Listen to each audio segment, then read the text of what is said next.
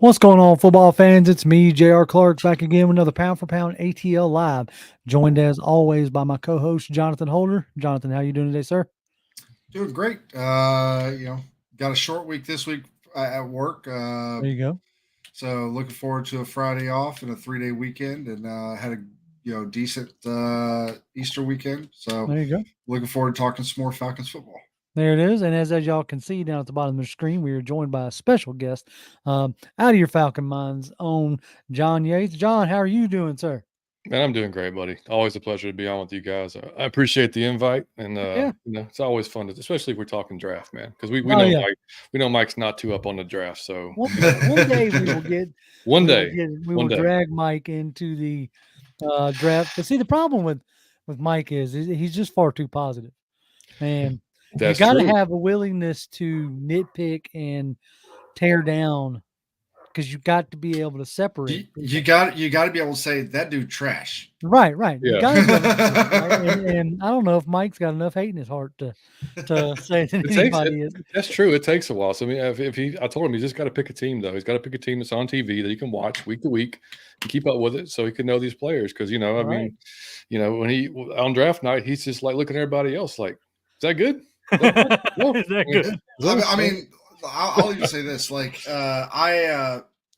if you ask me like who's my team in college football, it's Georgia Tech. It has been since I was born. My dad was a Tech fan. We just grew up Tech fans. Mhm. So I'm happy to see like hopefully things are turning the corner for them. But like even then, I'm not a diehard Tech fan. And I'll just turn on something and watch some SEC team against whoever, or I'll just turn on just watch college, especially now with like YouTube TV. I can have like 4 different games going on, and Mhm. just like see, is this one doing any good? What's the score over here? And I can just go in between it and see all kinds of different. So you can be a fan without necessarily having a team these days. For sure. Yeah. I'm about to say that's the way I do it. I don't necessarily have a team, and which makes it for me enjoyable to watch college football because I can just turn on any game and be excited for good play, no matter if it's on defense, offense, doesn't matter, right? I tried early on in my fandom to root for a college team, and I quickly realized that rooting for a college team and a pro team, that's just too much heartbreak, and that's just too much. Like that's being pissed off on a Saturday and a Sunday. That's just Well, that's just so what I'll say is, depending, I guess it depends on who you pull for. But unless you're pulling for like Georgia, Alabama, one of the big teams like that. If you're, let's say you pull for, I don't know, some Big Ten school, whatever. Say you pick that team. The good thing about that is, I find that college football a lot of times feels a lot like um, Premier League. Like when you hear guys talking about Premier League teams, in that, but most of the teams that are in the Premier League, that their fans understand we're not ready for a championship. This is not our year. We're, maybe something crazy happens, but their expectation is, let us just get to this point. Let's get a little bit better. Let's get a little bit better. And you'll find that happens a lot more in the college side of things, where the team, unless you're the perennial like well, yeah, unless you're the Bamas or the powerhouses, yeah. most teams are like, I just want to be bowl eligible, man. let's just get to a bowl eligible. Let's go to a bowl somehow. Let's just like give me something. Give me like 6 or 7 wins. 8 wins is like, oh my god, And so it's not quite as heartbreaking if it's not like your team didn't get all the way there. Mm-hmm. Well, it's also you're playing the politics of more so in college football, which is another reason why I had to back out. Now John Yates has got no room to talk. He's, if I'm not mistaken, you're a Bama fan, correct? Yeah. Okay, Man, yeah. So you've had like easy had a good streak run. in that Had a aspect. good run. Yeah. Yeah, That was, And, I mean, but it was since '92 though. I mean, like, so right. there was it was like the very end of the Gene Stallings era, and it was bad after that. It wasn't good for Yeah. a while.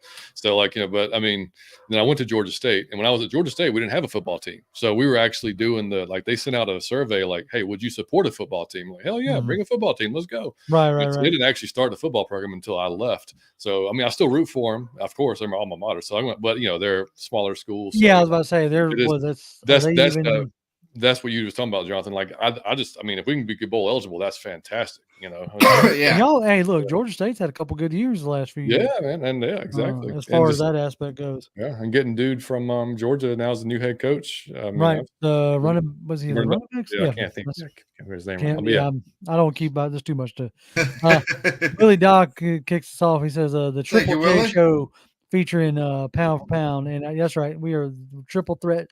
And then he follows it up with $5. He says money for the Thank you, Willie. Coach Raw swear jar. Short of the draft, any bargain bin pass rushers we can get. We can get into that here in a few minutes. There are a few out there, some few names that, like, I mean, you still got Calais and Bud that are still out there. Yeah. But there are a few other ones.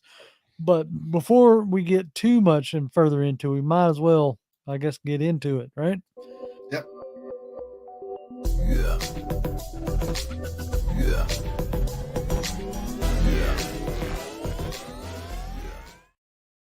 So, like we said earlier, we got man, I am slipping big time. I don't even have the banner up, John. How'd you let that happen? There it So is. I'm trying to find the free agent tracker thingy. I I got you. Look, I got y'all beat, man. We've been hit or miss on our shows this Right. last 4 weeks just because we've had a crazy schedule. Right. So our last show, we just did a show on Sunday for the heck of it, and we got to underrated, overrated, and realized we did not cover the main topic of the show that we had. Like, literally, it was like, it's on the screen. It said Falcons top 15 team. We didn't even talk about it, not once. Not I once. was like, dude, we have to go. So we had to just So the banner thing's not even. I got you beat on that. Hey, look, man, me and John had planned on trying to record something to put out for the weekend, and just could not get it lined up between schedules, with it being, Easter weekend and Right. families and all that jazz, and it just. So I was like, you know what, I ain't even gonna 100% stress on it. At the time, I was like, the topic that we were going to record on, I said we can just do it as a segment on the show, but then we had some actual things pop off, so may just save it for this coming week. But to really kick it off, the news broke right before the show started that Falcons legend has returned. For realsies this time. For realsies, the third time's a charm. But no, what we're referring to is right before, I don't know, probably about 5:30 or so, we got a tweet come across talking about the Falcons had removed Eddie Goldman from, retired list, or inactive retired list. And when I first saw that tweet come across, I was like, oh, okay, this is just like some due diligence. We're cleaning up the, back end of the roster. There was a story years ago in baseball where they kept a guy on the roster for 20 or 30 years just so he could get like the insurance or something like that, or just so somebody could get anyway. So I was like, maybe it's just something like that. They're just cleaning up the roster. And then 15 minutes after that, John Yates, 15, 20 minutes maybe, Yeah, something like that. we got a tweet from Ian Rappaport saying that Eddie Goldman had re-signed with the Atlanta Falcons. And like Willie is saying here, he said, this is April Fool's joke, right? No, that was yesterday. Yesterday was April Fool's Day. And, yesterday was oh, shoot. Berto, are you available? If you are available. What up, Berto? I'll send you an invite if you want to jump in. Just, anyway, we'll get great. that in a second. Yeah, that would be fun. So anyway, so the tweet comes out that he's resigned, and we're like, what the, and sure enough, everybody else starts carrying it. Like the NFL actually puts out a, an actual story about it. And yeah, he's trying a third attempt. John Boy, what do you think about that? We talked about it a little bit before the show, and it's like I'm in agreement with what we said there. If he can, like, if first of all, if he actually makes it to the season, that'll be a first, and two, if he can and give us something in in his role as a nose tackle, then great, because we need a nose tackle. We need a big space eating nose tackle. So, we'll see how that goes, but. No, that's it. Fool me once, shame on me. Fool me twice, shame on you. Right? Kind of situation. Like, I don't know, man. Like, I don't know if I can even get. He hadn't played a down since 2021. Yeah. Goldman hasn't played since 2021. So that's 2 full seasons out of the league. Yep. Like, what player has ever come back from 2 full seasons not playing football to actually do anything? Mike Vick. Yeah. Okay. That's okay. I like, mean, well, all jokes aside, that's and at least it's, I mean, if there's going to be a position to do so, like his particular position where you're literally just there to occupy guys. Right. Right. All you got to do is lean on him, right? As long as he's, continued to work out, kept himself in shape. And I mean, but what Chris said, we were just talking about before the show, he said Goldman versus humidity. I mean, like, that's what worry about. Cause I mean, that Georgia heat ain't no joke, especially like maybe that's what he's been doing for 2 years. He's been just getting himself getting acclimated. He's just been getting acclimated. It's like, now I'm ready. Yeah. I really honestly wonder, and this is no joke, whatever, but I honestly wonder the last few years you've run like defensive schemes that may not necessarily had suited a 330-pound, space eating nose tackle. Mm-hmm. And now you have Jimmy Lake coming in, like, who has worked with guys like Vita Vea, and you have the connection with the former Chicago GM that works for us now. Poles. No, he's still it's the current one. Pace. Ryan Pace. Yeah, Ryan Pace. Yeah. So, like, you have Pace, who I think, if I'm not mistaken, either drafted him or Probably. at least is at least a tie with him. And somebody said on Twitter that it was a potential, like, our D-line coach, like, coached him in Chicago as well. So if that's the case, I mean, you have a potential connection there to, guys maybe reaching out to him like, hey, dude, we could really use you if you're willing. So it'll be interesting to see if he actually suits up, because I made the joke, like, fully intended, like the article that the Around the Football, like, or the Football Network put out, NFL Network put out, the picture they used is he was in a Chicago uniform. And the joke I made is like, because you couldn't get a picture of him in a Falcons uniform. I don't know. Yeah. I haven't seen it. Yeah. Because I don't think he ever put one on.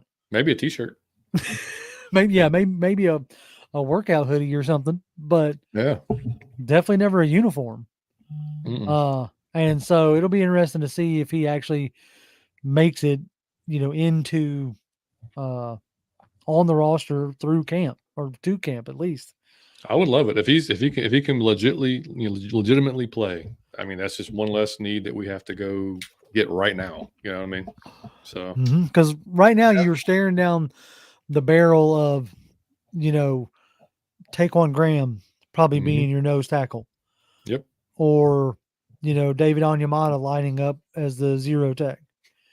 And I don't think anybody really wanted to live in that world. No. So let's see here. I'm going to see if he's ready. Give me a thumbs up if you're ready, Berto. There he is. Hey.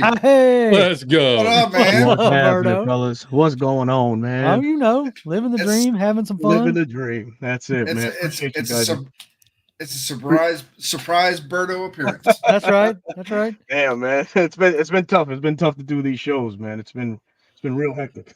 Oh, dude, yeah, I hear that. Like Everybody, man, everybody's schedule of life has been crazy yeah, recently. it has definitely been nuts. Like Dang those not real jobs. yeah, like the real jobs and dang you families, right? Oh I man. mean, I tried to Right? talk to my boss and be like, I need a little bit of extra time to do my show, Right? work out something here, and they were just like, Huh? no. Huh? And I'm like, can we at How least much does it pay discuss you? Oh, nothing really. But Yeah, like nothing. It's just it's fun. It's my hobby. I like doing it. I Yeah. enjoy it. it? You ought to a lot see the better than looks this. you ought to see the looks I get come if they do it again this year. Like it's like mid-May or whatever when they do the practice on a Friday at the stadium at like 1 o'clock in the afternoon. I'm like, yeah, I'm gonna dip out early. Everybody in my work is like, what? You're gonna go watch a practice? Crazy, man. There you go. Oh, yeah. I'm like, Sure I It's got a is. essential, problem. damn it. They gotta understand it's the Falcons. We have That's to I right. mean do it. that's the only time I can go to, like, I can legitimately go to Mercedes-Benz Stadium and get into the club. Yeah, Like right. the That club is level. the only the club section that's the only time I can get in there for sure. So Berto, we were just covering the return of Falcons legend Eddie Goldman. And what was that reaction for, Berto? Dude, I put this on Twitter, man. Stop playing with my emotions. Is this April Fool's or is this real? Is this legit? Oh, man. It's crazy. So like outside of like the slight disbelief, what is your opinion of somebody coming back who has not taken a snap in 2 years? Like, what is the like actual legitimacy of him being able to play in your Right. mind? I slim to none. What football shape are you in? Really, where's your mental space? I mean, you've taken breaks on 2 separate years because of said things, mental and body, because of told you, the beat down that he's taken. He plays a very, very tough position, nose tackle position. So what really can he offer right now? So I really would even struggle offering him a contract, A, B, and even a roster spot on, to a guy like potentially like an Albert Huggins who's still lingering out there, that can come in and fill that void. So I think that Eddie's back and Atlanta granted that just maybe out of some respect, possibly. I mean, I don't know. It's just too tough to call. But my opinion is I wouldn't put any value into it, man. I don't even see him sticking around, to be honest with you, man. It could be he could be a casualty before you know it. Yeah. Well, the problem is he's a nose tackle, and we Right. kind of don't really have one of those.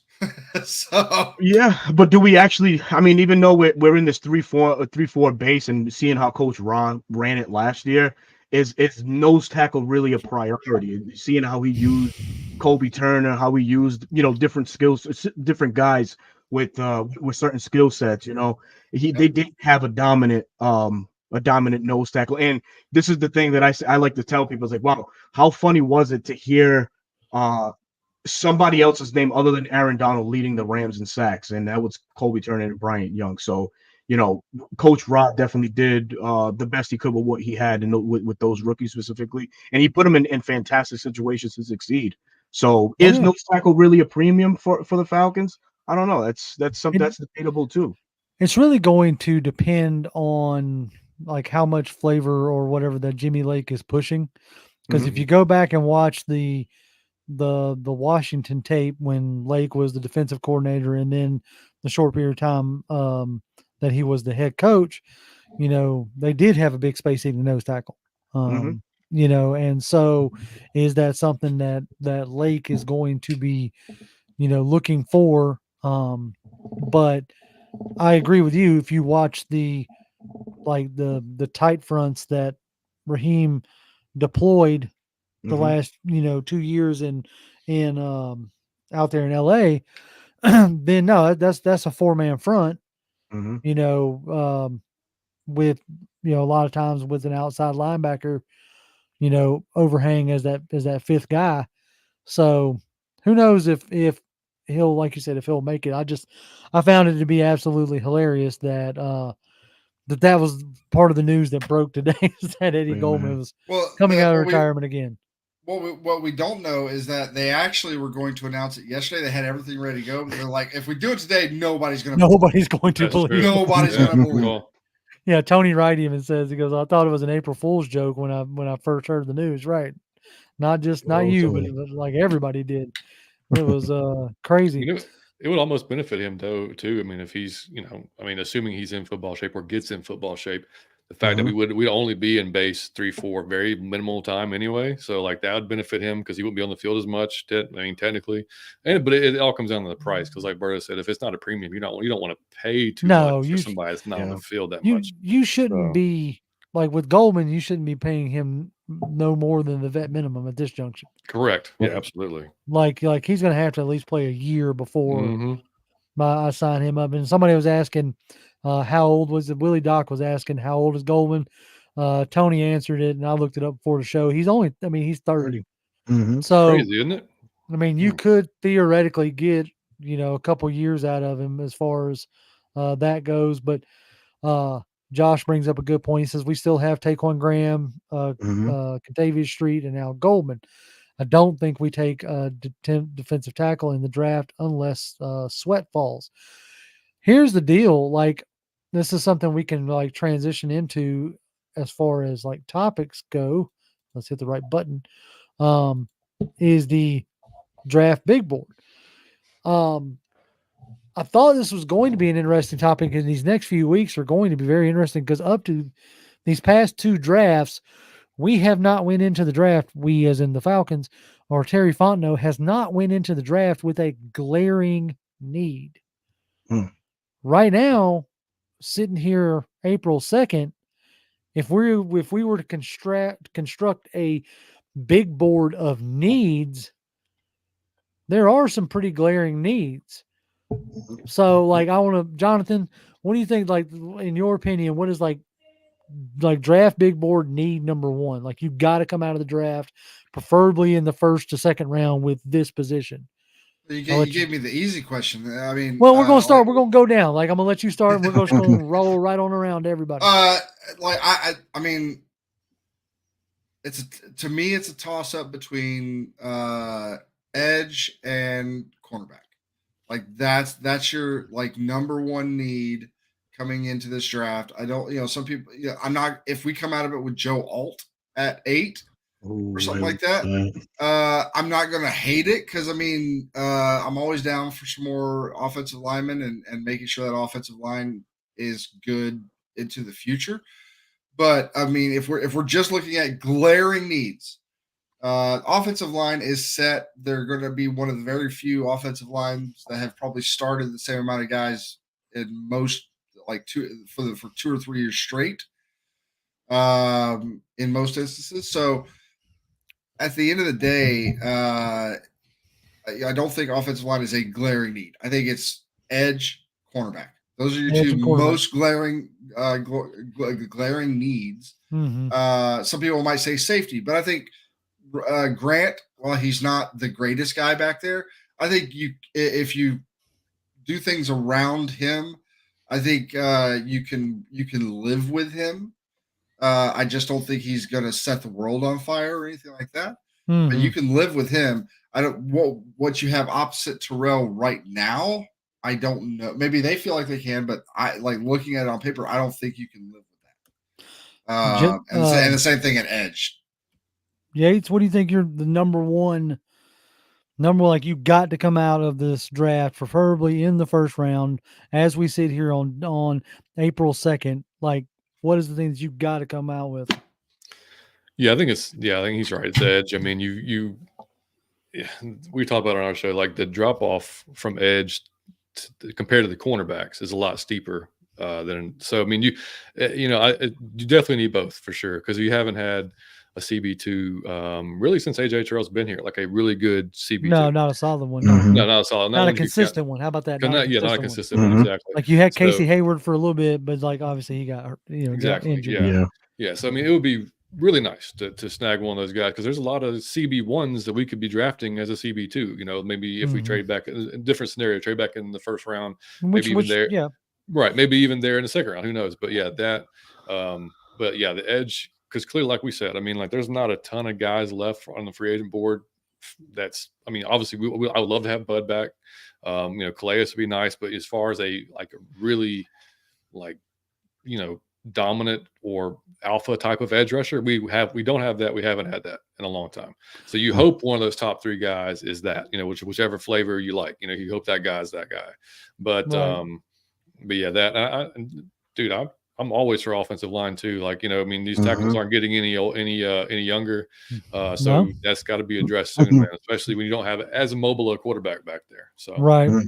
Berto, posing the same question to you. You're like, what is your number one? We're setting the draft board needs. We got the big whiteboard up. I'm number one with a bullet. What do you think we got to come out of this draft with? Oh man, edge primarily, corner second, and I'll throw defensive tackle in there as well as number 3. And I'll start with defensive tackle. We have to take into account that our 2 defensive tackles are up there in age, right? And Grady also coming back from a major knee injury. We can't run these guys to the ground. This defense is now going to be predicated on fast and physical, while those guys, fit that mantra. I'm not a fan of wearing it out. I want a healthy rotation behind those guys. What is Taquan Graham going to bring to the table? He really hasn't shown much. So what does he actually have left? He was drafted on this newly found 3-4 defense under Dean Pease. Didn't really show much. So we're kind of going back to that. But what can Coach Ron Jimmy Lake get out of him? That's a question mark. So I still feel like defensive tackle should be one of the top 3 positions that we, as the draft board lines up, should be on there, prominently. Cornerback again, and great point. We haven't had a steady running mate with AJ, and contractually, we don't know what avenue we're taking with AJ as well. So you got to keep that in mind as well. Could we be drafting his replacement if they can't see eye to eye on, on a long-term deal? There's a contract that was handed out not too long ago to L'Jarius Sneed, and that's, AJ could come somewhere in that, maybe a little bit below that. But again, those are meetings that we'll have sometime soon. And edge, of course, John, you mentioned it. Days of John Abraham. Those are like what 12 years. It's like yeah, it's like, dude. I brought this up on my show. Like, out of the edge position over the last 9 years, the Falcons have had only 66.5 sacks, and that's primarily from Vic Beasley and Tack McKinley. 2 guys that are not even in the league anymore. Vic Beasley's over there kicking around in the UFL right now. Yeah. Which is, like sad in a sense. This was a guy who we all were jumping, pumping our fist about. This was going to be, our guy. And same deal with Tack McKinley. We were excited about the semi-crazy mentality. But all we got were busted shoulders, Oh, that was crazy. Yeah, busted shoulders and a bunch of nothing. So I mean, even so for edge, I wouldn't be surprised if Atlanta double dipped into that pool, a la what they did. I think in 2013 when they drafted, Trufant and Rocky Alford, we double dipped at that cornerback position. It's a position that definitely needs to be nailed and hammered down finally, because it's way long overdue. So yeah, that's how I would address the draft board: edge, corner, defensive tackle. There you go. And I feel like I'm in that same boat, of like edge is obviously like something that we've been sorely lacking for, quite a while. Obviously we have all felt that, but something I've been looking in here last couple of days is the defensive tackle position. Because coming from LA with Aaron Donald, maybe they feel like, hey, if we really get a fire breather coming out the middle, that will help, the edge guys, like depending on, because they just got the production that they got out of Kobe Turner and Bryant Young. Both those guys were 3rd round picks, I believe.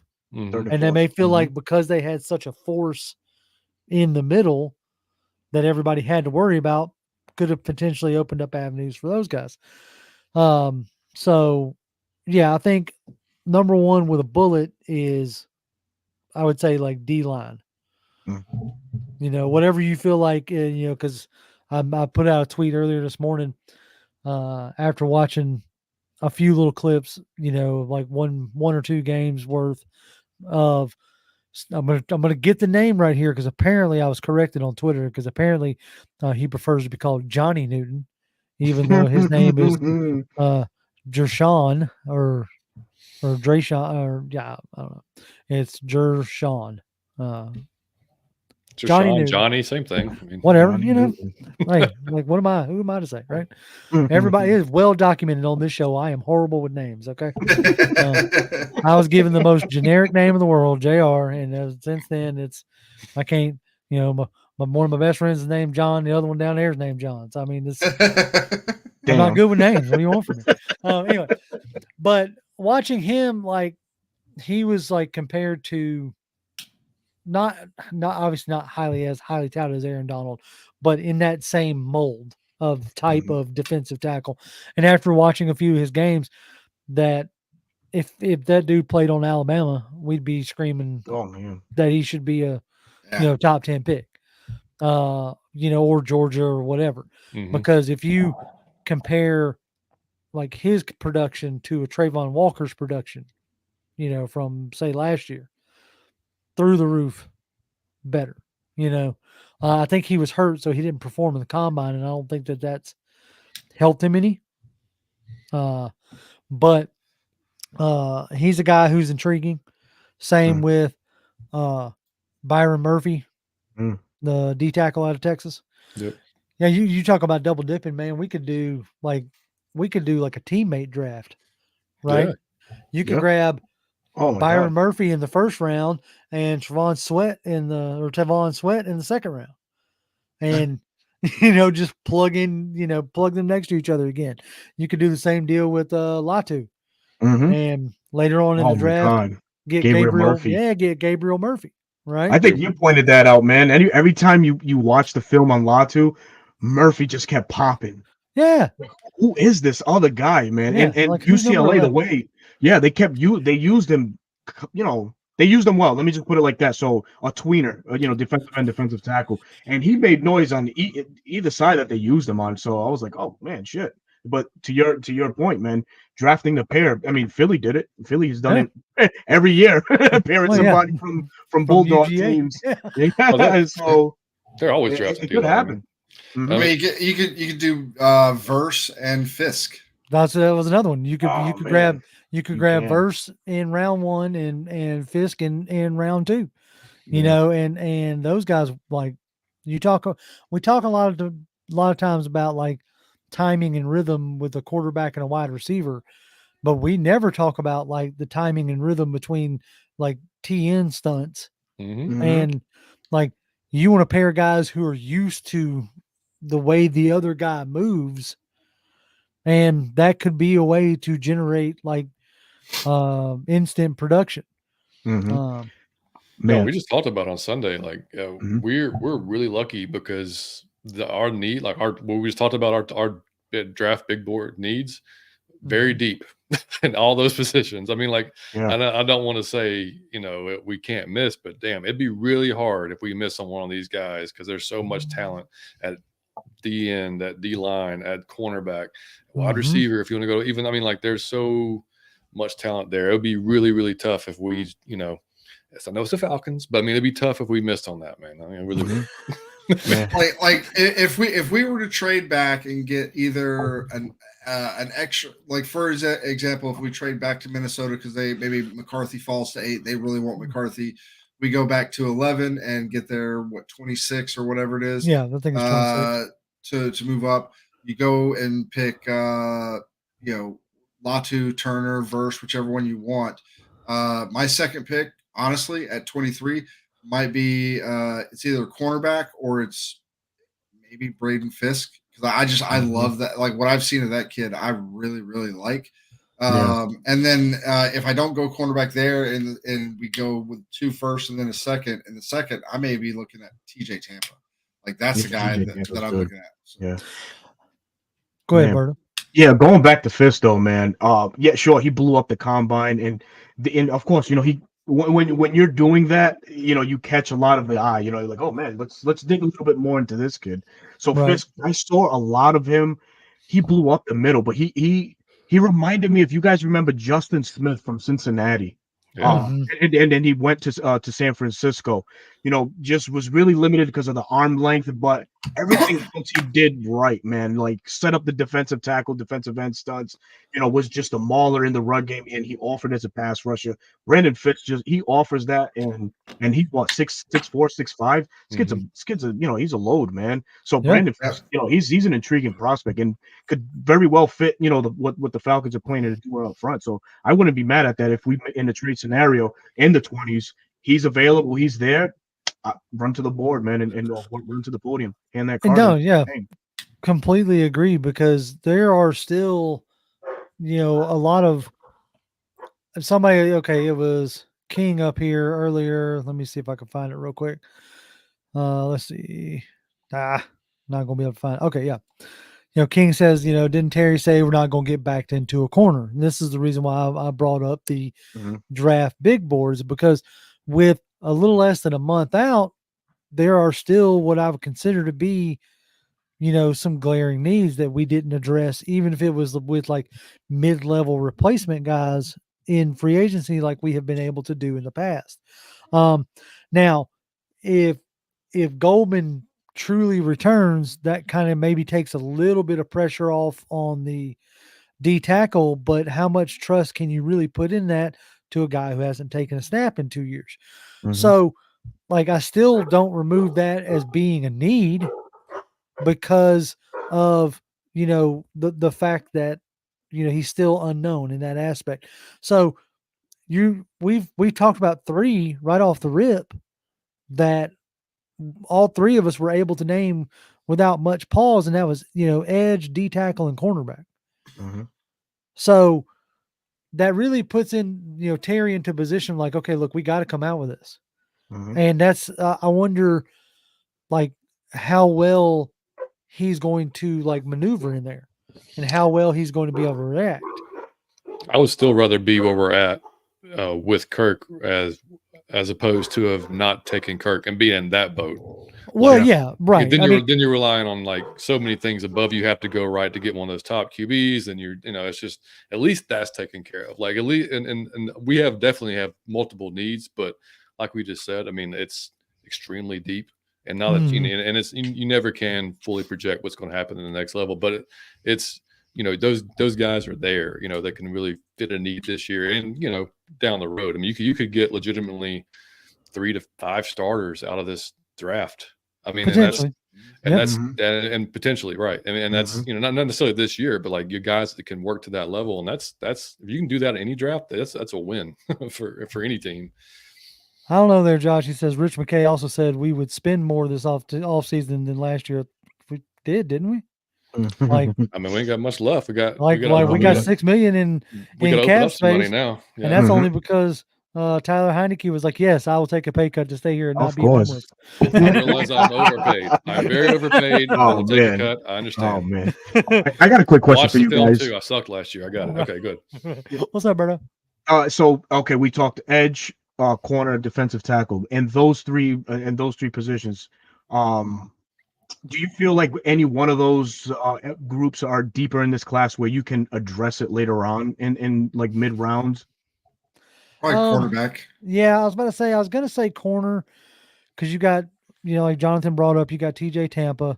There's the Rakeshaw kid out of Missouri that I've heard his name bandied back and forth.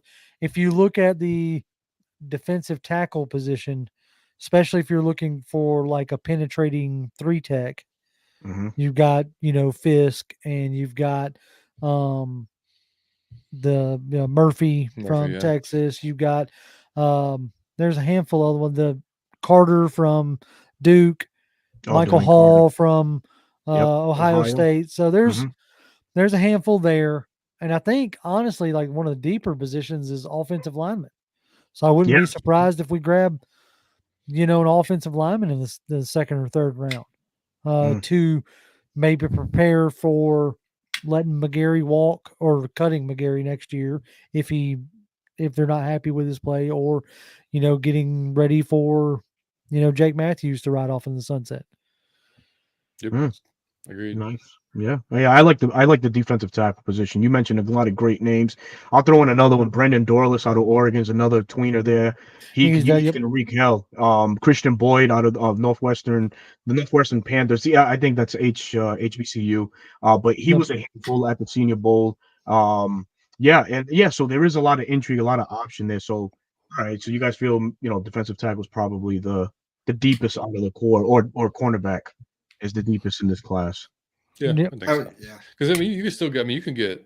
Like I wouldn't be angry with a Darius Robinson, something like that. If we No. at the end of the 1st, if we come back up, Mhm. if we say we address it reverse or something like that. But yeah, I think with edge, it's like it's tough because you have to with edge. It's like you have to bet on those high end traits. Like you have no choice. Like that's pretty much all you can go off of. It's like and Mhm. it's that doesn't always translate, but I mean that's what you just have to go on and hope that and cross your fingers that it hits in that first round because obviously we've been burned before with it. But I mean, then these top three guys like they, I can understand an argument for every one of them. Like and Yeah. then I'm not honestly if we want either any of those guys, I'm happy with it. I mean, because I Well, can understand it. like the big knock with like Latu, who right now this week has been the favorite on the timeline, um, is like one of the bigger knocks on Latu is that he doesn't set a hard edge, and that he can get bullied easily in the run game, especially at the NFL level, and he does have a bevy of moves, but they're all like finesse moves. Mm-hmm. He doesn't have a ton of power to his game, and we have seen what you know strictly finesse players how they tend to um like pan out in the league. For every one Von Miller, you get a million Vic Beasleys. You know, who? Yeah. But I will say this a lot too. He's got some ridiculous bend to him. Like he's got some elite bend. Like he's got like when you watch that hula hoop drill, I'll do this. Yeah, his ankles are ridiculous. dude. Yeah, like if I not okay. Look, we're gonna go ahead and call it. I'm not the most athletic. I know y'all are shocked to hear that. I know, Johnathan. I know. Like, Would have fooled me. yeah, right, exactly. Y'all meet me in person, and it's like, of course, this guy's a physical specimen. But if I were to try to bend like that, holy Pete, man, you'd hear snap, crackle, pop, and I'd be on the ground and just laying there. So a man that size should not be able to bend like that, right? But then you have like the Dallas Turners who are like physical freaks, but you don't know if that's going to, translate. That's the point. So yeah, I mean, and each one of them have their own thing. Each one of them has their own like deficiency or their own worry, if you want to call it, that you're concerned about. And that's what's tough. And like I said, I mean, I was, when I rated them myself, like I hadn't watched as much on Verse as I probably should have. I went back and watched more on Verse the last couple of days. Now I'm higher on Verse than I was originally, just because I mean the dude, just raw power is what he's going to give you. Yeah, where where Latu has the bend, Verse has the power. I say never. It's been quite a while since I've seen a guy sack a quarterback with his left tackle. Yeah. Yeah, and you'll even see Dallas with his like y'all know me being a Bama guy, so I've watched every game of his career, right? So I've seen him like his first year, speed was pretty much it. Then he started developing a cross chop and a long arm and stuff like. He started actually developing some moves. He was still, and that's the thing. Like with edges in college, a lot of times they can win with just one move. Right. Like on a lot of tackles, not the elite tackles, but like the okay tackles, they can win on just their basic move. So the biggest challenge to them going to the league is, okay, now you have to add your counter moves, and how good are your counter moves? So like he started adding sophomore, junior year, and you saw him against Georgia. I mean, he basically long armed left tackle straight into the quarterback, straight into. And so it was like, and he's got that there too. It's just like he has his weight. Obviously, you'd like him to add a few pounds to get up to maybe 260, somewhere in that range. And I mean, but yeah, I mean that's I've seen the Vic Beasley all over the thing. They're just different guys. They're different Yeah, guys. they win So differently. They they win win differently differently. Yeah, on a that's consistent they're both basis. I agree. athletic guys, but they're not the same guy. Like, Well, they the, just the are. biggest detriment Vic Beasley ever had was he just didn't love football. Correct. Yeah, Like, that was Passion. Yeah.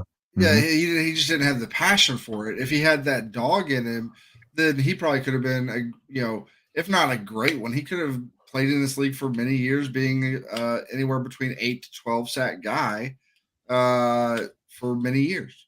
Mhm. But he just didn't have that passion in him. he I don't had feel like that's a Dallas Turner issue. No, No, I don't think that's any issue for either one of the top 3 edge rushers. The question is going to be like, so if nobody picks up the phone and calls you at 8, are you okay with taking, a Dallas Turner, a Latu, or a Verse at 8? That's, because a lot of the like talking heads, a lot of the consensus of, this year, because I haven't had the same amount of time to watch all the film myself, I've spent a little bit more time listening to guys like Nate Tice and Robert Mays at the Athletic talk, and some of the guys over at the Draft Network talk, and the guys who they do this for a living, so to speak. And the general consensus has those guys grouped, all 3 of those guys grouped in like the mid-teens. hmm So I've seen is that. that right? So how does like Terry's board stack up, right? Mm-hmm. And that's obviously we're not going to be privy to that, but it's something that we have to consider ourselves. And and you wonder how that top 7 falls, because if it falls a certain way, then you'll almost certainly have teams trying to come up, whether to Right. get a quarterback, whether to get one of those receivers, Or to it's even like, get a Joe Alt, or to get a Joe. or whoever the next offensive tackle. Mm-hmm. There's the kid out of Oregon. Out of Fuaga. Oregon, yeah. Fuaga, Fuaga, yeah. Yeah, Fuaga, man. Fuaga manhandled Latu. Latu, man. Latu, yeah, Yeah. Latu could do nothing with That him. was a film. Oh my god, man! Yeah, And yeah. John would know this because I talked to John a lot. I've talked to Joe all so long. And the minute that we signed Kirk Cousins, I was like, okay, offensive tackle has to be draft choice number 1. You have to protect that $180 million investment. But like you said too, how the first 7 fall. It's who knows, man. If one of those elite players drop and is a team froggy enough that wants to make a leap, maybe like Las Vegas or even Minnesota or the Jets, to go ahead and want to take 8 off of our hands, the Falcons should definitely, because you stand to better the roster with more picks, obviously, Absolutely. and are able to just address more needs for now and for the future. And with future, I'll ask you guys, do you guys use any of those extra picks if we do if we do trade out to take a quarterback possibly? In that first or second round? I know there's a lot of hype with Penix, and his name has been linked to Atlanta, but his name now after his pro day, he's been linked to everybody so Yeah. far. Yeah. So it's like, all right, because the thing is, yeah, Kurt's coming off that massive injury, and we don't really have a solid backup, per se. Taylor Heineke's not the future. We all know No. that. I won't tell When Mike to say is that. it the right time? Mike, I love you, man. But when will it be the right time to draft a quarterback of the future? Is he here now, or do we wait till next year? Next year's class is not all too inspiring. Yeah, no, I agree that next year's class, as of right now, sitting here before we draft this class, isn't all inspiring, but that can change rapidly. True.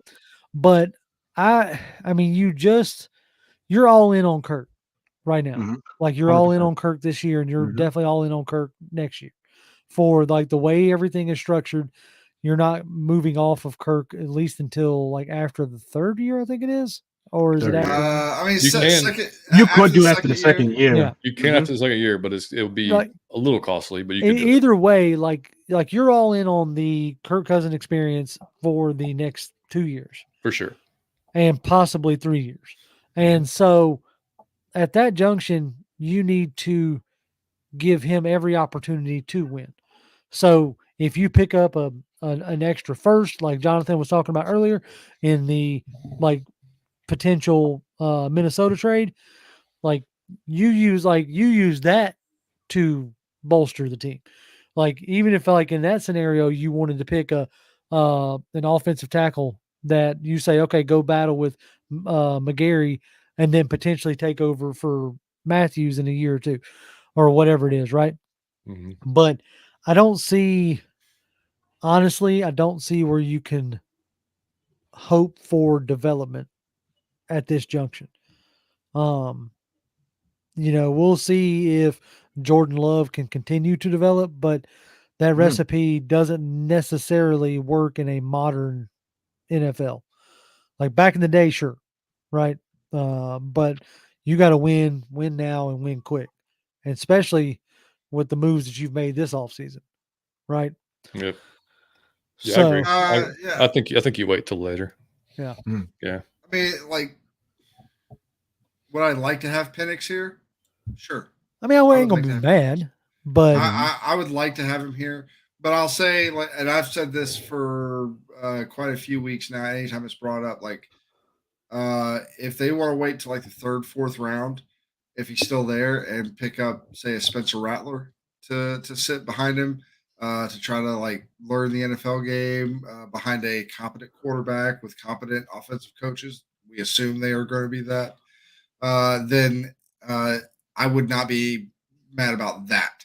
They kind of like take a flyer on him, see how it works out, and then if things like, because they're going to see him day in and day out throughout the course of the season, and they'll get a better read on him through that. And if it just doesn't seem like he's going to be the guy after that you maybe want to look to for the future, then you maybe look at it next year. And if you get a chance to get a guy that could be a guy that you feel can sit for another year or two, then fine. But I don't see that there's any rush to it. Now here's a bit of insider news there. Speaking of like draft type stuff, Chris, our buddy out there in Oregon, says the Falcons spent a lot of time with Kyrie Jackson at the Oregon Pro Day, according to a player's parent who was on site. So I don't have now. Didn't Kyrie Jackson start in Alabama? Oregon. Okay. Yeah. Okay, so did you have any like prior knowledge of him? I don't have a ton Just on. a big corner. He's a big physical corner. Yeah. Okay. 6'4", right? 6'4", I think. Oh, Yeah. Jesus. Yeah. That's, Yeah. No. Yeah. He's a huge. beast. 6'4", dude. Yeah. He's huge, man. He's a beast. I haven't made it to corners yet because like that's my least experience. Like I mean, watching them do that, I'm like, for me, like, yeah, after your Terrion, Quinyon Mitchell, like Kool-Aid, like he's that next right below. That, like he's in that next tier next 2 tier. of the CBs. Yeah, for me at least. Yeah, he could turn and run, but that's a guy that you can probably flirt with being a safety also. Oh, okay. Next 6'4", 194. Yeah. Okay. Sure. Yeah. You could if you wanted to, but his calling card is probably just corner strictly. I got you. But yeah, like I said, but I really don't see. Sorry, I mean it hit you off the but I really don't see us.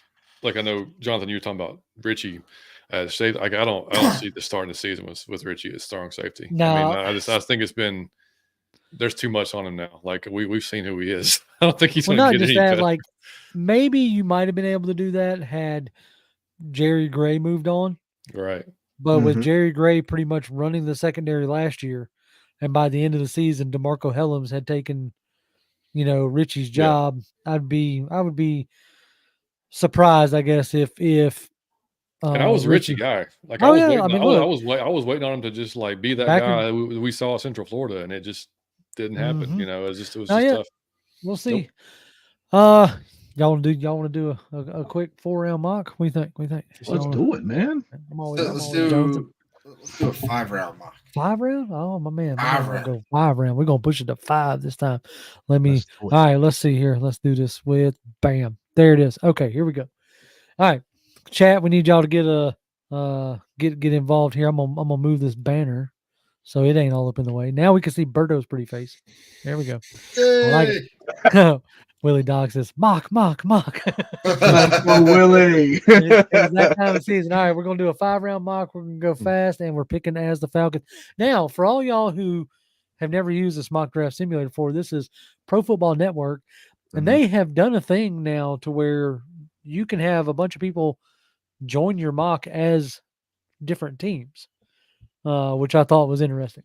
Mm-hmm. Nice. So, JR, Inter- I used this on Bleacher Report the other day, Ah. Thursday. It is the hardest one to draft. I mean, excuse me, to make trades. So I tried to trade out of 8, just to try Yeah. to facilitate a trade. It wouldn't have let me. Everything was rejected. I'm like, Oh, what no. the hell, man? All right, So so We've already got an offer. But we got We have- one here. Yeah. And well, we this got is 4 an offers. enticing one. Oh wow! Well, let's see here. We're Let's gonna go. make this a little bit bigger so everybody can see. Everybody can see good now. Yeah, All we're right. good. So Ooh, first one pick up is the next third. Jets. Okay. They're giving us 10, 72, and then a second next year. Or second next year. All right. Miami, 21, 55, 158, a second and a third. That's a Damn. lot. That's a lot. It's a lot. The When it comes Rams to is a lot. 21, Shit. LA. Oh, They're don't even giving us- have picks. Right. First year they've had him in 5 years. Yeah, they're going to get rid of them. I mean, I'm surprised they have any to give because wasn't that whole thing like F them picks? Oh, yeah, Yeah, they're well, still at absolutely. picks. Yeah, yeah. Pick 19, 52, a second and a third. Damn. And then last one, Pittsburgh, 20, 51, second and a fifth. So how far back do we want to go? Wow. Thinking maybe the I mean- Jets? I'm thinking that's probably the best one. You still want to be in that cream of the crop of Right. That still gets you right in the top 10. Mhm. Seeing Joe Alt is going 5. Well, yeah, that doesn't surprise me. Joe Alt Me going to Harbaugh. That's a that doesn't Harbaugh surprise me. marriage. Yeah, that's a Harbaugh all day long. Yeah. So we're thinking Jets, Dr. Ganja's, he's champion Jets. Mhm. King says I'd go with the Jets, but give them for something for their second also. Oh, so you want to try to counter. Let's see. What does the counter give us? Doesn't look like they have a second. They don't have They a don't second. have a You don't second. have one. All right, so we'll go back then. Ah, crap. Confirm it. Who's What did I do? 11 through 20? What teams are drafting 11 through 20? Let's see. Hold on. I done messed up. Where did it go? Proposed? Nope. Where's my trade offer? There it is. All right. So 11 through 20. Yeah. 11 is obviously the Vikings. Vikings, right? Yeah. Yeah. So I don't think I want to go back to 21. No, I mean LA. 19 would be about as far as I would go with that. That was LA. Yeah, that'd be about as far because I was going to see like what their needs were. So that gives us 52. Everybody's 11, saying Broncos is 12. They need a quarterback. yeah. Raiders 13, Saints 14, Colts 15, Seattle, Jacksonville, then Cincinnati. So do we think one of those top 3 guy edges is going to be going to one of those teams basically? Yes, I don't think I want to fall any further than, than 10. 10. Mhm. Yeah. I think the chat agrees. So we're going to accept this offer because this is one of the first drafts in a long time that I'm like, we really need to try to trade out. Mhm. And I think this is one we can do. Agreed. So, all right. So, well, now LA's trying to, I ain't worried about it. Well, I don't know. Mhm. 31? No. Oh, definitely Okay. not. Well, hold on. So John was saying he didn't want to go any further than 19. That would give us 19 and an extra second. So we'd have 2 seconds and 2 thirds. You just risk losing the guy you made. Yeah, no, That's I the think only thing you risk. I think I want to stick here. Thing. All right, we're going to stick here. We're going to reject these. All right. So, on the board, JJ McCarthy. There's your quarterback of the There you future. go. Get him. Pick him. Romo Doomsday. Terrion Arnold. Latu's still on the board. Look at that. Verse is still on the board. Quinyon Mitchell. Mitchell's still on the board. So we going edge. Like Yeah, we've gotta kind of be edge. identified that as Yeah. our number one. So it's a battle between what appears to be, did somebody take Turner? Yeah, Yeah, Turner yeah, went to the the Bears took him. Bears. Turner. Yeah. Okay. So it's a battle between Latu and Verse. Power versus finesse. Ooh. Hit the little clipboard next to verse for me. All right. Verse 6'3", 254. He's a bolt of lightning off the snap who immediately stresses tackles with vertically to the apex. It's got some good draft jargon in here. High octane, hyperactive athlete. He does have some burst, and he's got He power. does. And the thing that I think with Verse is he's out the box a better run defender. Yeah, he's really good against the run. He's not But spoken of highly enough, man. He's a good one, man. He's probably the He's a best. complete Yeah, edge, man. he's the best run defender of those edges for sure, without a doubt. I And hate I that mean- it's Latu or Verse. If it was Latu Turner, I'm saying go Latu. But with Verse in there, it kind of throws a wrinkle into it because Verse see- does offer a lot. You almost have to look at it like with the coaches that we have, who can pull the most out of what their deficiencies are. right. And it's Good point. like, I mean, Latu hasn't shown that power, but he's a big athletic guy. Like, is Oh that yeah, he's a something- big is that- athletic Is guy. that something that he could develop? Is that something he could, hey, like, dude, you don't have a bull rush. Let's work on this bull rush. Let's work on these Right. hands. Is that something that we could do? Is it tougher to teach Verse this? These hand mechanics and everything that Latu's got going on. Right. So- Well, see, Latu here's like just has it, man. I both know. of them turned 24. What you got, Chris? Are you pointing to Dr. Ganja saying Verse ain't covering the flats? Is that- That's another point. Yeah, and that's So- because of the scheme. Yeah, depending on what you're going to ask them to do. Mm-hmm. So, all right. What Latu I've had 2 heard- interceptions last year for UCLA too, so that kind of speaks volumes. I think we're for- floating toward Latu, guys. Yeah, Think we're floating his towards ability. Yeah. Yeah.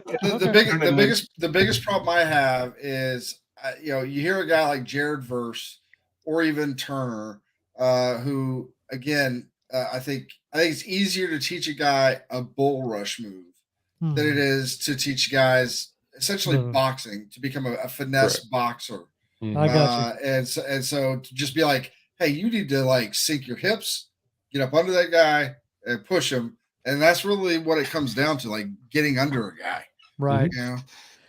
Okay. Yep. So it sounds like we're going Latu because even King's talking about Verse Yeah. overshoots and all you reminds him too much of tag. So, okay. Yeah. All right. Latu it is. And away we go. Hell yeah. That's right. On to number. All right. Pick number 2. I saw TJ Tampa go. I Yeah. saw that Now, too. are we going to entertain trading past the first round? Because I think now you just kind of No, stick I a don't pick. think I would so. imagine. Yeah, no. Okay. All right. So we're going to reject that. All right. Byron Ooh. Murphy. Byron Murphy. Michael Penix is available too. Oh, no. Yeah. You should- Michael Penix is available. Oh man. Rondre Sweat is sitting there at 41 for our pick at 43 now. Let's see. Okay, we didn't pick up an extra second rounder this time. No. Could we argue that drafting Sweat in the second round is overdrafting because he's a 2-down player? Yeah, he is a 2-down.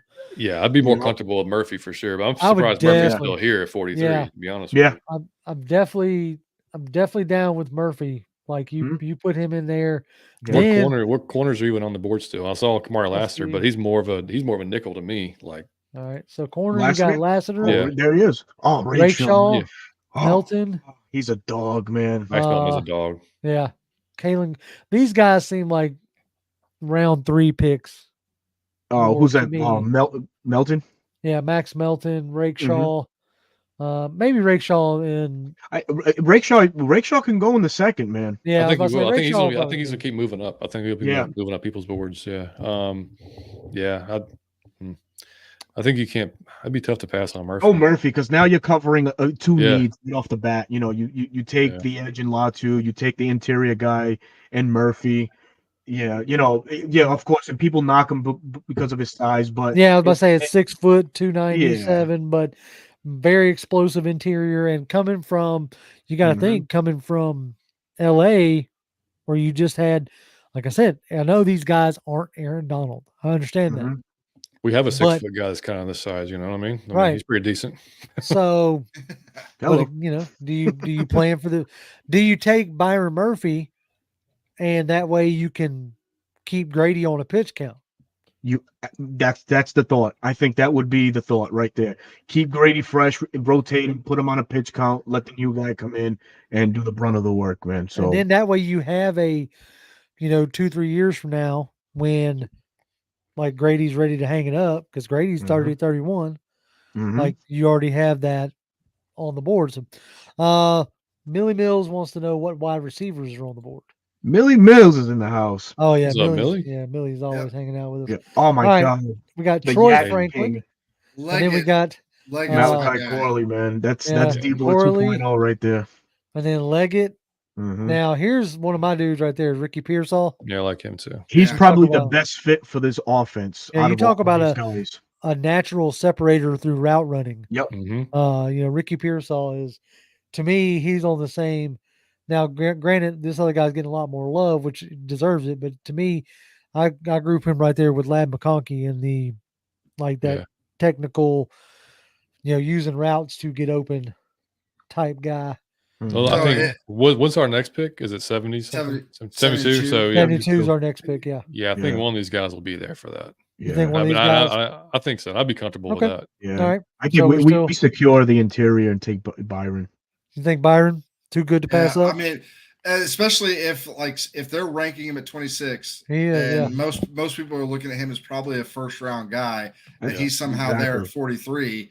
You know, and it is a need, not necessarily today, but it's a need for securing the future. Marcus Bell's asking what safeties are on the board. Cameron Kitchens, Hmm. Bo Braid, Yeah. Cole Bishop, Cole Bishop. Wow. and Javon Bullard. Those guys, I think you could get one of those guys in the third round. We could have that conversation. Even Yeah. Jaden Hicks, excuse me. Yeah, Jaden Hicks, Mhm. Tyke Smith. So yeah, those are some guys that I think we could still grab a safety in the third round. Mhm. I don't. I'm still thinking that we need to go Byron Murphy. I think That's that's that's too rich to insane pass value up. right there. Yeah. It is. Hold on for the haha. What's left at edge? Is Darius Robinson there? Bracewell, Chris Bracewell, Braylon Trice. Okay. Oh my God, Dorless. Yeah, Dude, Dorless that's is my still draft there. crush. Nealon. I If do you like wanted Chris to double, Braswell too. I know, shocking. Oh, Probably. Marshawn Leland. no, I liked Braswell. Like, Yeah. I I do too. know I do too. because he's Alabama. Nealon, what's crazy, and we'll go into this a little bit more if we get around to doing the best of the rest series. Yeah, if we ever get around there. What I watched of Marshawn Nealon, what I found kind of crazy, because look, pull up his clipboard. He's 6'3", 267, and this guy was like roaming around the line. They sometimes have like 3 down linemen, and he was just kind of like moving around, doing different things. Mhm. He was a went out Swiss in Army, man. coverage. Yeah, he went out in coverage and Yeah, he was he one brought of the pain. right. He's definitely a guy who, at a smaller school, it don't take you long to find him. Like you Yeah. don't need to know his number. You just put on the Western Michigan tape, and it'll take you about 3 plays on the defense to go, okay, that's Nealon. That's true. Yeah, he just looks like He he doesn't destroyed it, belong there. man. Yeah. Yeah. He's just so. All right, let's go with Murphy, and we're Yep. gonna keep moving. Because I think it's just too good a value to pass up Did I on. just see? Brandon Frisk. Did you see it, Frisk? Hold on. I thought I saw. So Leggett go. Yeah, Brandon Frisk right there. Yeah. Damn it. Yeah. Leggett. Leggett's Oh, like- Leggett. Yeah. Yeah, and Oh, look, Parsons. Roman Wilson Pearsall. and Pearsall. Son of a gun. Damn. Maybe they won't be available there then. Maybe they won't. Let's see. Well, Jalen McMillan. He's not a bad. He's not a bad wide receiver. Yeah, he's No. not. Neither is I've Malik heard good things Washington. about Malik Washington and Jamar Jameer. Thrash is good. Yeah, Mhm. and then Jermaine Burton.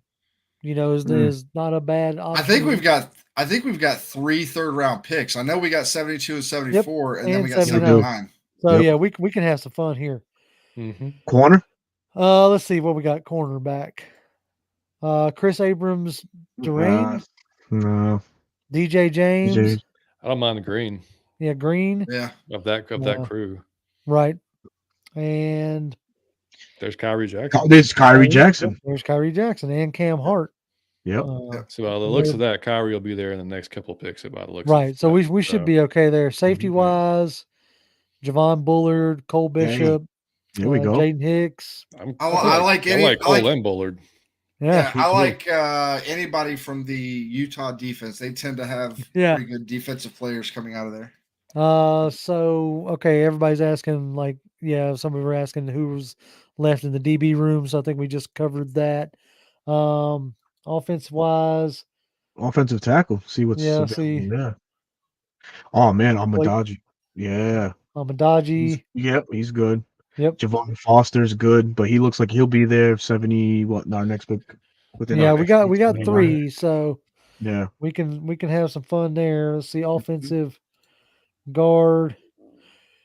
Hold on. Coleman would probably be the guy. Yeah, Brandon Coleman. out of Yeah, TCU. that's what I was trying to see. Zach Zenter out of Michigan. I think that's it there on. Not even going to attempt that name.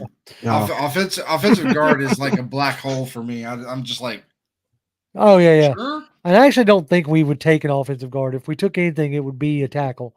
Because like Dr. Gon's saying, like, we're good at guard, right? For sure. With Bergeron last year and Lindstrom, obviously, we're solid there. So if we did anything, it would be tackle, and maybe even wait till the 4th round with the I don't think we're necessarily going to pick one up, but check tight end. Ben Sanat. I've heard his name quite a bit. Theo Johnson. I've heard Theo Johnson and Jared Wiley. Now I have a soft spot for Jaheim Bell. Very just because athletic. just because he's a do it all, kind of guy, tight end, H back, running back. You could have some fun with him if you wanted to get creative in that aspect. But those 3 guys, tight end wise, I would look at. I'm thinking probably wide receiver at this pick. What's left at QB right now? Right now, Spencer. Yep. And so now Travis. Jordan Travis is there now. He's probably not going to even have a chance to play. Period. This year. I wonder if he's a guy that you could pick up as an undrafted guy. And I'd be cool. Maybe I'd be cool with later rounds. Yeah. Yeah. It's like so. Yeah, that's what Josh Gilman just said. Yeah, maybe an undrafted free agent. Yeah, like maybe like with his leg injury, he's a guy you could probably pick up. Let's see. Which sucks for him because man, he probably would have shot up the board. So yeah. All right. What are y'all feeling? I think it's either wide receiver or. I'll be honest. I'll still fortify the defense. You still fortifying the defense? I'm still fortifying the defense. Oh, good Lord. Oh, Sweat's still there. What? Oh, man. Yeah. Man, in no world is that going to happen. Oh, my God. Brandon Dorless is there for the take, and that's... double up. I would take Dorless. I would take either Dorless or Nealand. All right, let's take Dorless in there. I like the inside out ability. So let's grab Dorless. Eat your heart out, Eagles. That's right. Build some freaking defensive line, baby. All right, now do we even care to grab a wide receiver, or do we just want this to go like King's asking who's the top guy overall right now is Javonte Sweat? It's like, do we just want this to like fortify the defense all the way around? Get a whole defensive line right here. Right, going to build a great wall of China. Josh says you have to take Sweat. I mean, I almost do in a way. Like, imagine that, dude. Take Sweat. Willie Doc says Sweat. I'm like, all right, okay, all right. Everybody's saying it. All right, hilarious. Now, you got Ben Sinnott, Cedric Gray at linebacker. Bo Braid, I don't know much about him, but Cole Bishop is still sitting there. So, what's his Utah kid, man. 6'2", 206. He's one of the best safeties in the nation. He's a do-it-all talent, will line up everywhere from single high to two high to the line of scrimmage. His production reflects the fact that he is often everywhere the ball is. Sounds like a guy you want on your team. That's pretty much me too. I mean, like 6'2", 206. That's is that you, John? Similar well, we could save some money and get John out there. Oh man, I've been trying. I'm doing workouts out there, and I'm waiting for that call. Nobody wants a 43-year-old safety for some reason. For the record, I was never 6'2", but I was 206 at one point. I might have been 206 in like the early part of high school, maybe. I don't know. I don't think I've seen 206 since my late 20s. Wow. Oh, man. Food is just way too tasty, Berto. Food is just way too good. I'm with you, buddy. I'm with you, man. Heck yeah. Cornerback wise, we got Chris Abrams, Drain, DJ James, Ronaldo Green, Newton, Phillips, King, and then Kyrie. I think Kyrie we could Jackson's probably. still there, man. He's I still think gonna we be could there. probably hold till the 4th round on Yeah, on me too. corner. Yeah. So You almost have to take Sweat at this point. oh, we already did. Oh, we already Oh, did. my yeah, bad, yeah, my we bad, took my bad, Yeah, Sweat. we my did. bad. Yeah. And we took That's right. Yeah. We took Dorless. Sweat, we took Dorless. That's right, Dorless, yeah. So do we Right. give the offense some love here? And Jalen McMillan is right there, man. perfectly Yeah. matched up on the Yeah, look about that. Yeah. Yeah, they on love the about value that. there. Let's see. 6'1", 197, able to play both slot and outside due to the 6 foot, 200-pound frame. Yep. He's a move the sticks glue guy who makes makes play at the right moment. He's not overly twitchy or fast. Has enough juice to create space. And I heard it said that if you like Odunze, McMillan is 90% Odunze. Wow. I say you go, Jay. Look at that. Well, that what you just read fits kind of what we need, to be honest. Because That's you've kind of got, what I'm thinking, right? yeah, I Yeah. mean, you've got Mooney as your 2 now, who's going to be Right. your And who speed knows like separator. Rondell Moore is actually going to be. Like we Right. know what we hope for him to be. But Exactly. he's yet to, show that consistently in the league. Mhm. Yeah. All right. I'm pulling the trigger. Beautiful. We're going Let's do it. Bang. bang. We got a wide receiver. All right. Go away. All right. So now Austin Booker, who's a low-key name Kansas. edge rusher. Mhm. Yeah. Demir Glaze out of Maryland. Andrew Phillips, excuse me. Sorry, Mr. Phillips. Mhm. And let's see. Let's look at straight up and down cornerback who's still there. Cam Kyrie's Hart still there. and Kyrie Jackson. Kyrie Jackson might be the guy there, man.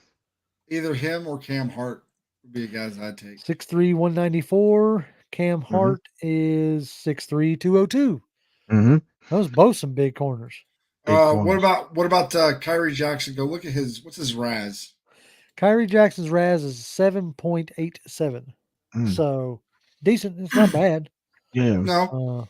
And then Cam's is a little bit higher. Yeah, Cam's is 8.9. So if you're looking for just an athlete, that's your guy. Mm-hmm. Cam might be the guy.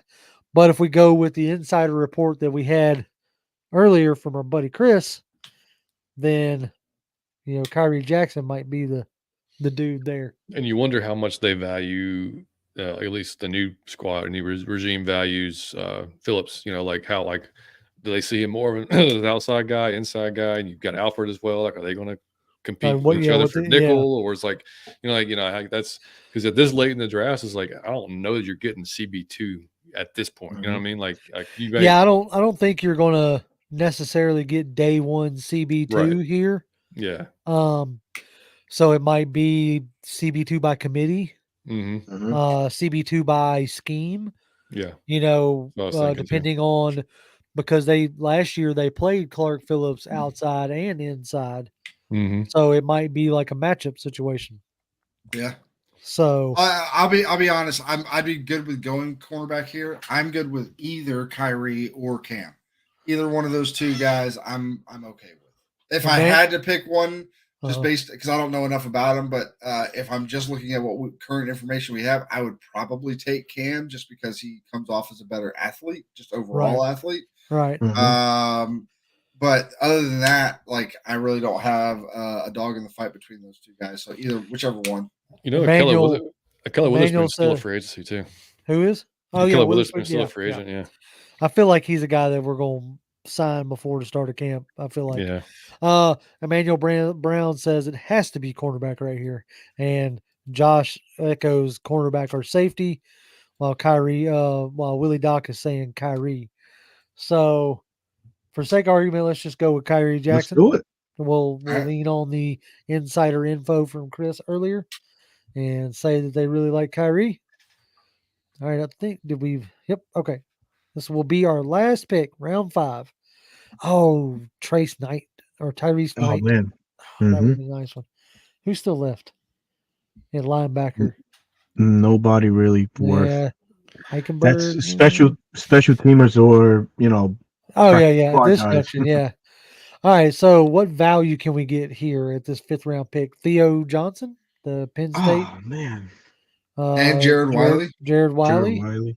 Yeah. Marshawn Lloyd, if you feel like they're going to throw a running back in there at He's a fun little bowling ball. Mm-hmm.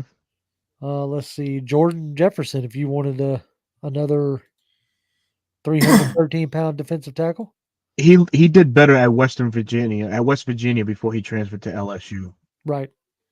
There's Jaheim Bell. Yeah, there's Jaheim Bell, my Swiss Is Army Christian knife guy. Boyd? Is Christian Boyd still available? Christian Boyd. He's a What is? defensive tackle. Oh, Jonah Ellis is still there. Yeah, we can reunite him with his brother. Why not? Luke McCaffrey, no way. That's my guy. You want to talk about an athlete? You want to talk Yeah. about an athlete? Rules in this one, man. Bloodline rules. Oh, dude, Just in the family, man. dude, Yeah. 6'1", 198, like ran faster than Christian at the combine. Mhm. Like, Take him. like I just be getting greedy here. Like that's a me pick right there. Like Do it. that's one of my guys. Hey, Do it, dude. Do it. You get one, and it's in the JR, fifth round. this is your world. We just live in it, man. Exactly. That's right. And Oh. on top of that, it's fifth round. It's not like you're expecting this. This guy doesn't. If he doesn't come in and blow things, like light the world on fire day one. Look what we've nobody's already gonna done with the defensive line. And also Yeah. like this would take the spot of the camp favorite Jared Bernhardt. Yeah. Right. we were all hoping that he was going to be the weapon out of nowhere. All right, the chat's encouraging me. King 7 Do says, it, man. "Let's get loose." Chris is like, "Do it." All right, fine. All right, I got I actually, if they were to draft Luke McCaffrey, out of like idiocy, I may just like buy a jersey because that would just be fun. Wow, look at this. Now look at it. Wow. Come on. This Come is on. like, come on. You very come out if you came out of the 2016-ish. draft with those, you talk about a remade defensive line right there. Completely. Completely remade. Yeah. Latu, Byron Murphy, Brandon Dorless, and Trevonde Sweat. So I'm saying it's so deep, it's hard to miss. Like there's going to be Mhm. guys there. Like you just have to make the pick. Yeah. Like Yeah. don't mess That's- it up, guys. That's But insane. doesn't this prove like, maybe drafting out of the top 10 in essential part to, acquiring these guys like this? It would just definitely make sense. And I would feel comfortable if Atlanta just showed that in the past, like, oh, yeah, sure, Mhm. we're not afraid to trade out of a certain position, Yeah. but just don't give you that confidence because all they do is move up to go and get guys. They don't Right. move back to acquire picks. So, I mean, in a perfect world, this is what we would want right here. Oh yeah. Something that's going to solidify the defense because we know, up front, it's, sort of aging out, and these guys have come in and fit the bill. It's like rotation 1 and rotation 2 with these guys being the draftees. It's amazing. Yeah, Yeah, that's the thing 100%. is like you can take what you started last year, even though Mhm. Ryan Nielsen has moved on. Like you can take what you did there and build on it. Mhm. And with the way offensive free agency went, like it was heavy handed. You rebuilt the offense. And unfortunately, that didn't leave you much resources to rebuild the defense. Yeah. Like you said, you got right there, you have a replacement for Grady, Onyemata, and Eddie Goldman when he retires again. So, Yeah. Ouch. And Just a matter of we when. came out with a second round pick next Yeah. year that's probably going to be pretty high because the Jets are Yeah. the Jets and they're just going to Jets it up.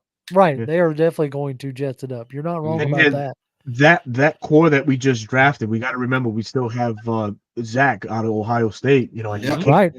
he came on strong late last year, so excited AK to as see well. where. Yeah, AK too. So the trajectory there is there. It's gonna be And- there. And I'm somebody excited asked, for that, man. early on, we didn't really get to it because it didn't fit into the conversation. But somebody had asked early on about, D'Angelo Malone, like Mm. with going back to this style of defense. D'Angelo Malone was kind of an odd man out last year with Ryan Nielsen. Now he may find himself being able to get into the rotation. So yeah, dude, that would be fun. And now I really wish the draft was tomorrow because that would be great. Yeah. Me too. Woo, baby. Can't wait. Can't wait.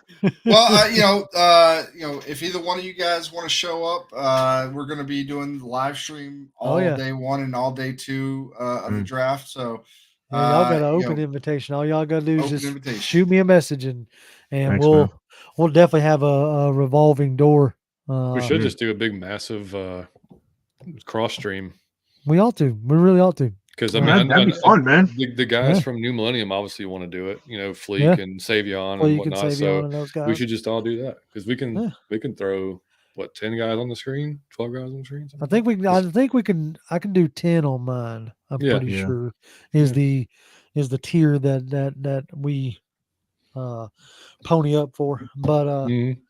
yeah, we'll work I'm out those game. details. Yeah, we'll work out those details and then have some fun.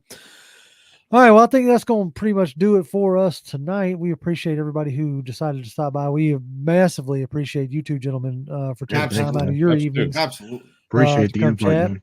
Yeah. Berto, tell folks where they Yes. can find you at, my friend. Yes, 95 North Falcons Talk Show. That's the link on for YouTube. You can also find me on Bleacher Report. I'll be back April 9th. Doing another mock draft for Bleacher Report, dropping some Falcons content through there. I will be on Bleacher Report exclusively from the 9th all the way through every week, leading up until the draft. With Bleacher Report. So hopefully you guys can stop by and just Yeah. chat with me there, man. So looking forward to that opportunity. John, tell folks where they can find you at, my friend. Yeah, man. You can find Mike and I on Out of Your Falcon Mind on YouTube.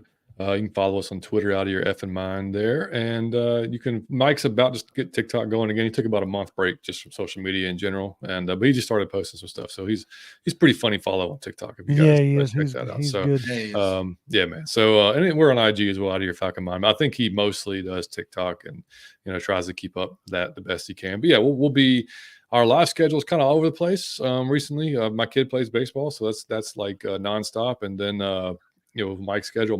But we try to normally go live on Thursday nights, but it's either Tuesday nights after your guys' show because Right. we don't want to try to cross over there. But it's either Tuesday nights at 8:00 or Thursday nights around 8:00. So yeah, There it just is. keep if you subscribe to the channel, you'll be able to see it there. So yeah, come on over. We'd love to have you.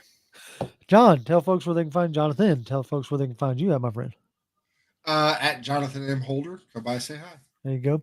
As always, folks, I'm at Grimm1128. That's GRIMM1128 on Twitter.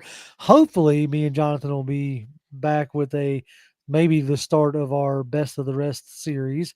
We'll see how this week.